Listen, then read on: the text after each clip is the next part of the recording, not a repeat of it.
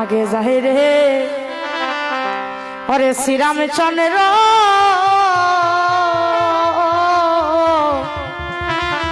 দেখো মধ্যে সীতা যায় পিছন থেকে লক্ষণ বায়ে নয়ন জলে বুক বাসায় যেদিন শ্রীরামচন্দ্র ওরে বনবাসে যায় ক্রন্দনেরই রুল পড়িল ওই স্বর্ণপুরী অযোধ্যায় যেদিন শ্রীরামচন্দ্র ওরে বনবাসে যায়।